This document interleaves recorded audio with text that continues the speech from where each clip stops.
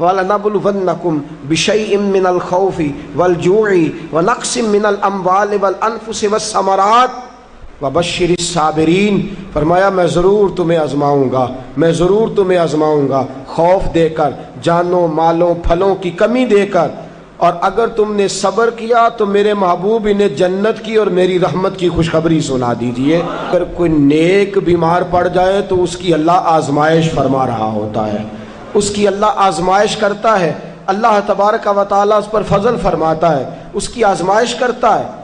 پھر ان مصیبتوں پر جو شخص صبر کرے، رب فرماتا ہے اگر میری رضا پہ راضی ہو گیا تو ان اللہ مع الصابرین، باقی نیکیوں پر میں ثواب دیتا ہوں، اور جو کوئی صبر کرتا ہے رب فرماتا ہے میں اس کا بن جایا کرتا ہوں، صبر کرنے والوں کے ساتھ ہو جاتا ہوں۔ اور جب اللہ آزمائش ڈالتا ہے نا تو جو کام سیدھے ہوتے ہیں وہ بھی الٹے ہونے شروع ہو جاتے ہیں۔ جب خدا کی طرف سے وَلَنَبْلُوَنَّكُمْ بِشَيْءٍ مِّنَ الْخَوْفِ وَالْجُوعِ وَنَقْصٍ مِّنَ الْأَمْوَالِ وَالْأَنفُسِ وَالثَّمَرَاتِ، جب اللہ کی طرف سے آزمائش آتی ہے، جب انسان پر اللہ کی طرف سے کوئی چیز نازل ہوتی ہے، آپ سونے کو ہاتھ رکھتے ہیں تو مٹی ہو جاتی ہے، آپ کسی طرف بھی، بہت سے دوست آ کے کہتے ہیں جی قدم آگے اٹھاتا ہوں جاتا پیچھے ہے، کیا کروں؟ تو میں اکثر عرض کرتا ہوں کہ تھوڑے دن قدم اٹھانا ہی چھوڑ دیں۔ کیا کریں؟ بیٹھ کے اللہ اللہ کریں، صبر کریں، دعا کریں۔ کچھ وقت انسان پر ایسا ہوتا ہے، تلک الایام نداولھا بین الناس، جو اللہ نے انسان کے دن بدل کے رکھنے ہوتے ہیں، کچھ وقت ایسا ہو، پھر ایک وقت آتا ہے کہ وہی انسان مٹی میں ہاتھ رکھتا ہے تو اللہ اسے سونا بنا دیتا ہے۔ رب آزمائش کرتا ہے، رب آزماتا ہے۔ جو لوگ مصیبتوں پر صبر کرتے ہیں، جو لوگ مصیبتوں پر صبر کرتے ہیں، سید عالم نور مجسم شفیع معظم صلی اللہ تعالی علیہ وسلم نے فرمایا، رب فرماتا ہے ایک بندہ اللہ کی بارگاہ میں کھڑا ہوا، قیامت کا دن ہے، فرشتے نامہ اعمال کھولنے لگے۔ اللہ نے فرمایا فرشتوں تمہیں پتہ ہے میں نے اسے دنیا میں بڑے دکھ دیے تھے، اس پر بڑی آزمائشیں آئی تھیں، اس نے زندگی بڑی تکلیف میں گزاری تھی، تمہیں خبر ہے؟ یا اللہ ہم جانتے ہیں، بڑا صابر ہے، بڑا صابر ہے، اس نے صبر کے ساتھ وقت گزارا، صبر کے ساتھ اپنے اوقات کو طے کیا۔ رب فرماتا ہے جو اتنا صبر کرے میں اس کا نامہ اعمال ٹٹولوں، اس کا نامہ اعمال کھولتے ہوئے مجھے شرم آ رہی ہے، سارا کچھ لپیٹ دو اور بغیر حساب کتاب اسے جنت میں داخل کر دو۔ یہ صبر کرنے والا ہے، یہ صبر کرنے والا ہے۔ بڑی خوبصورت حدیث، بڑی، بخاری شریف میں موجود ہے۔ بخاری شریف کی یہ حدیث ایسی ہے جسے میں جب بھی پڑھتا ہوں میں چوم لیتا ہوں۔ حدیث کیا ہے؟ رسول کریم صلی اللہ تعالی علیہ وسلم نے فرمایا، رب فرماتا ہے ایک بندہ ہے، اس کو میں نے آنکھیں نہیں دی، اس کو میں نے آنکھیں نہیں دی، اندھا ہے، پیدائشی اندھا ہے یا بعد میں کسی وجہ سے ہو گیا، اس کے پاس آنکھیں نہیں، لیکن اس نے زندگی بھر صبر کیا، اس نے زندگی بھر صبر کیا۔ صبح قیامت وہ کھڑا ہوا تو رب کریم نے فرشتوں سے فرمایا، فرشتوں اس کو میں نے آنکھیں نہیں دی، بیچارہ نہ بیٹی دیکھ سکا، نہ بیٹا، نہ باپ دیکھ سکا، نہ ماں، یہ کوئی دنیا کا نظارہ نہیں کر سکا، تم بتاؤ اس کا اجر کیا ہے؟ فرشتے کہتے ہیں مولا جنت کا اعلیٰ درجہ دے دے، اللہ اسے بے حساب بخش دے۔ تو رب فرماتے اس نے ساری زندگی بغیر آنکھوں کے صبر کیا ہے، اسے صرف جنت نہیں ملے گی بلکہ آج اسے اس کا رب اپنا دیدار بھی کرائے گا۔ فرمایا قیامت میں لوگ جنت کے نظارے کریں گے اور یہ اللہ کا دیدار کرے گا، اس کو رب کریم کے جلوے دکھائے جائیں گے، اس لیے کہ یہ صابر رہا۔ اور میرے اعلیٰ حضرت فاضل بریلوی رحمۃ اللہ علیہ فرماتے ہیں جو صابر ہوتا ہے نا، توجہ ہے آپ کی، میری بات کی سمجھ آ رہی ہے؟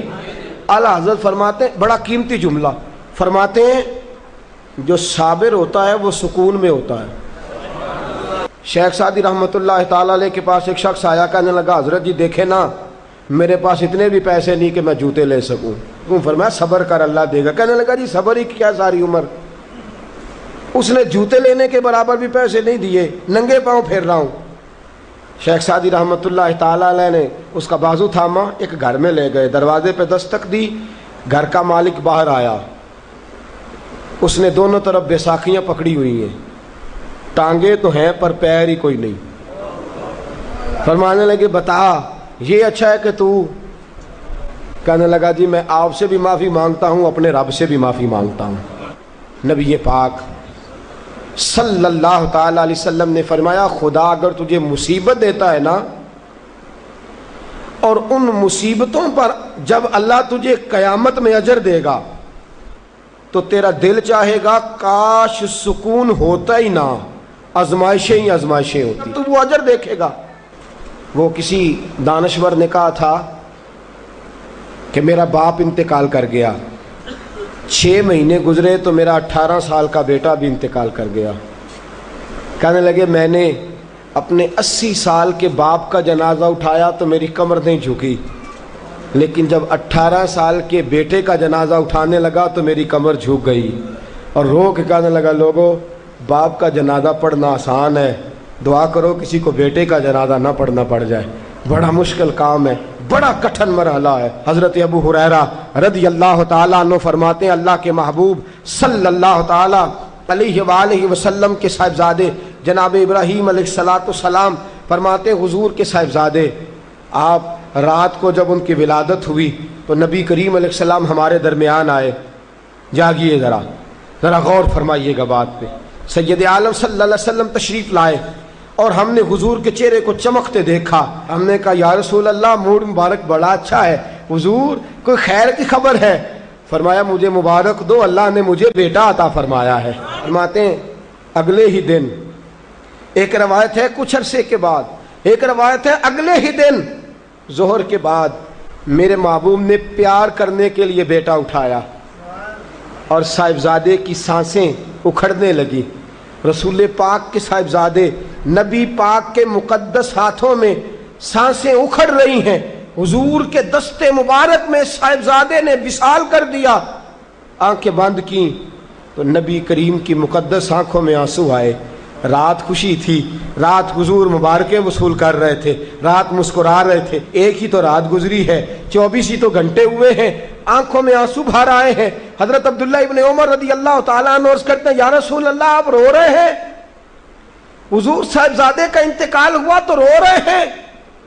نبی رحمت صلی اللہ تعالیٰ علیہ وسلم نے فرمایا عبداللہ دل میرا غمزدہ ہے، آنکھوں میں آنسو ہیں، پر میں اپنی زبان سے وہی جملے کہوں گا جس سے میرا اللہ راضی ہوگا، میں کوئی بے صبری والی بات نہیں کروں گا۔ اور یاد رکھیے مصیبتیں اللہ کے پیاروں پر آتی ہیں۔ 500 سال فرعون نے دعویٰ خدائی کیا ہے معاذ اللہ، 300 سال فرعون کا حال یہ تھا کہ ننگے پاؤں کانٹوں پہ چلتا تھا اور اس کے پیر میں کانٹا بھی نہیں چبھتا تھا۔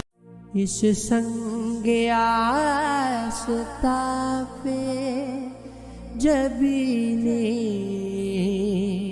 نیاز ہے، اس سنگ آستا پہ جبینے نیاز ہے،